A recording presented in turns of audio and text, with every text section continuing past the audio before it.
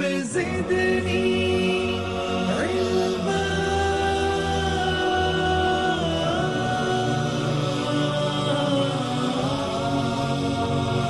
رب زدني علما.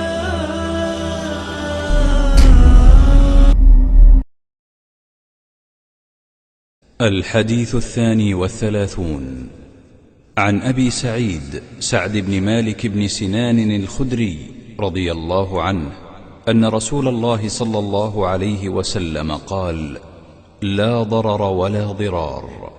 حديث حسن، رواه ابن ماجه والدارقطني وغيرهما مسندا، ورواه مالك في الموطأ عن عمرو بن يحيى عن أبيه عن النبي صلى الله عليه وسلم مرسلا، فأسقط أبا سعيد، وله طرق يقوي بعضها بعضا.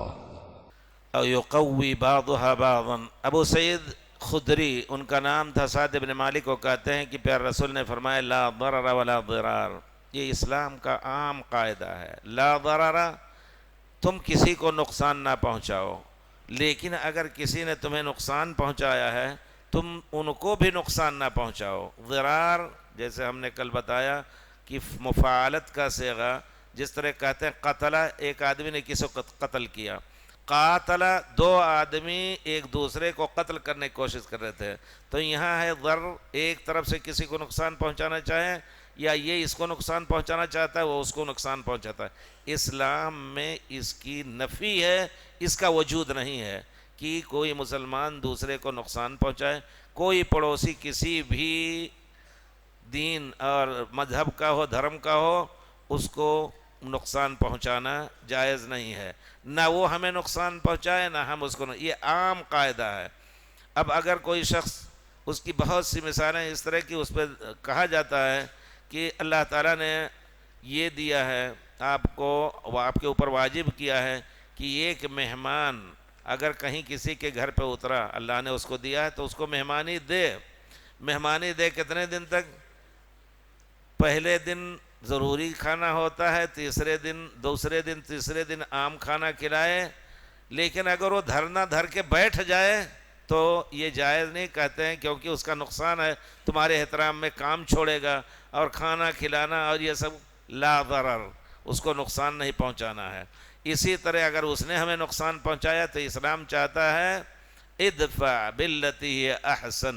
اگر کسی نے تمہارے ساتھ برائی کی ہے تو اچھے اخلاق سے اس کو دفع کرو. فَإِذَا الَّذِي بَيْنَكَ وَبَيْنَهُ عَدَاوَةٌ كَأَنَّهُ وَلِيٌّ حَمِيمٌ.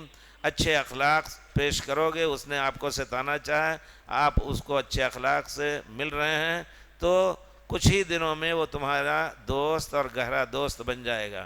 تو لا ضرر ولا ضرار یہ عام قاعدہ ہے. آپ نے دیکھا آیت ہے کریمہ لا تضار والدۃ بولدها ولا مولود له بولده.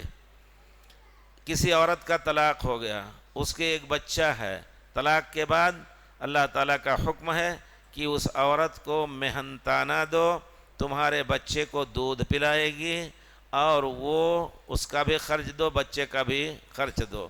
لیکن اس میں کسی کو تکلیف نہ دی جائے، اتنا نہ طلب کیا جائے کہ وہ باپ جو ہے اس کی طاقت نہیں رکھتا ہو، یا بیوی سے ایسی محنت طلب کی جائے، یا اس کو کہہ دیا جائے کہ نہیں ہم تمہیں نہیں دیں گے پلانے کو، ہم کسی اور سے پلوا لیں گے. اگر بیوی راضی ہے، شادی نہیں کی ہے، تو حضانت کا حق اسی کو ہے. اس قسم کی امثلہ ہیں، وہ کہیں گے کہ نہیں ہم تمہیں ستانے کے لیے بچہ تم سے چھین لیں گے. یہ بھی جائز نہیں. کسی نے طلاق دیا، اگر طلاق دیا پھر اس کے بعد اس کو تکلیف دینے کے لیے پہلے طلاق کے بعد رجوع کر لیا، اگر اس کو رکھنے کی نیت ہے، جیسا کہ سورہ المحصنات میں اللہ تعالیٰ نے پورے طور پر سورہ نساء میں ذکر کیا ہے کہ اگر اچھی نیت ہے تو اس کو رجوع کر لے، اگر بری نیت سے ہے تو وہ اس کو نقصان پہنچانا چاہتا ہے اور یہ چیز جائز نہیں ہے. لا ضرر ولا ضرار بڑا عام معنی ہے اس کا. کوئی بھی مسئلہ جس میں ایک مسلمان کا فائدہ ہے، آپ اس کو حسد کر کے نقصان پہنچانا چاہیں، وہ بھی بہت بڑا گناہ ہے. ان الحسد یاکل الحسنات کما تاکل النار الحطب. کسی کے بارے میں یہ سوچنا اللہ اس کو مصیبت میں مبتلا کر دے، اللہ نے اس کو بہت مال دیا، اس کا مال ضائع ہو جائے۔ کسی مسلمان کا مال ضائع ہوا، آپ خوش ہوئے، اس کا مطلب ہے کہ آپ اپنے دل کو پاک کریں، دل میں غلاظت ہے حسد کی، اور یہ حسد نیکیوں کو اسی طرح کھا جاتا ہے جس طرح آگ لکڑی کو کھا جاتی۔ بہت سی چیزیں اس کی مثال میں ہیں۔ یہاں ایک علمی بحث بھی پڑھ ڈالی بچوں نے، حدیث حسن رواہ ابن ماجہ والدارقطنی مسندن ورواہ مالک فی الموطأ مرسلا عن عمرو بن یحییٰ عن ابیہ۔ عمرو بن یحییٰ المازنی، ان کے والد یحییٰ المازنی نے پیارے رسول کو دیکھا نہیں ہے، لیکن کہتے ہیں پیارے رسول نے بیان کیا۔ ابو سعید خدری کا ذکر نہیں کیا، تو یہ روایت اپنی جگہ پر یہ بھی صحیح ہے، انہوں نے مختصر بیان کیا۔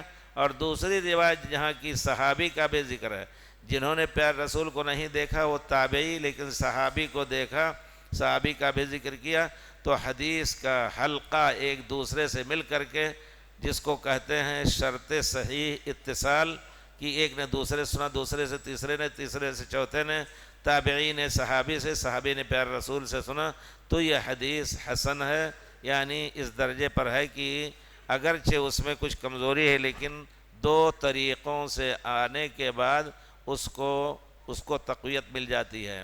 جی، اس کی مثال اگر اصول حدیث کے طالب علم ہوں تو ہم جب پڑھتے تھے بنارس میں، مولانا نذیر احمد صاحب عاملوی ہمیں پڑھاتے تھے شرح نزہۃ النظر، نخبۃ الفکر کی، تو حسن کی تعریف میں تو یہی کہتے ہیں کہ ایک آدمی کمزور حافظے کا ہے، شبہ ہو گیا کہ بھول گیا ہو، دوسرا بھی اسی حافظہ کمزور ہے، امانت دار ہے، نیک ہے، سب کچھ ہے، لیکن اگر حافظہ کمزور ہے تو حدیث اس کی مانی نہیں جائے گی۔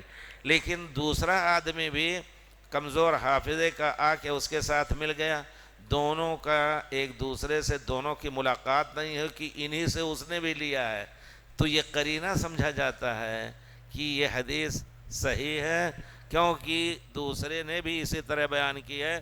اگرچہ ان کا حافظہ کمزور ہے، غلطی کا امکان ہے، لیکن یہاں غلطی نہیں کی، تو اس کی دلیل قرآن سے انہوں نے دی کہ ایک سے مل کر کے دوسرے کی حدیث کو قابل قبول کہنا کہاں صحیح ہے۔ اللہ تعالیٰ فرماتے ہیں وَاسْتَشْهِدُوا شَهِيدَيْنِ مِن رِجَالِكُمْ، کسی بھی مسئلے میں جو عام مسئلے ہیں قتل اور زنا کے علاوہ، مالیاتی مسئلہ ہو یا اور کوئی مسئلہ ہو، عموم کا ذکر کیا علماء نے کہ دو گواہوں کی گواہی لو، چوری کی دو گواہ ہونے چاہیے، اسی طرح اور کوئی بات کہی دو گواہ ہونے چاہیے، دو گواہ شادی کے وقت بھی، طلاق کے وقت بھی، تو دو گواہ مردوں میں سے دو گواہ رکھو۔ فَإِن لَمْ يَكُونَا رَجُلَيْنِ فَرَجُلٌ وَامْرَأَتَانِ، ایک مرد ہو اور دوسرے مرد کے مقابلے میں دو عورتیں ہوں، کہیں ناراض نہ ہو جائیں عورتیں، کیونکہ عورتیں حافظے میں کمزور ہوتی ہیں، مسائل میں ان کو تجربہ نہیں ہوتا، ہو سکتا ہے پورے طور پر انہوں نے یاد نہ کیا ہو، لیکن جب دو ایک ہی قسم کی بات کہیں گی تو انشاءاللہ وہ بات صحیح مانی جائے گی۔ فَرَجُلٌ وَامْرَأَتَانِ مِمَّن تَرْضَوْنَ مِنَ الشُّهَدَاءِ أَن تَضِلَّ إِحْدَاهُمَا فَتُذَكِّرَ إِحْدَاهُمَا الْأُخْرَى، ایک عورت کے بھول جانے کا خطرہ ہے، لیکن دوسری عورت کے ذریعے سے اس کی بات پکی ہو گئی۔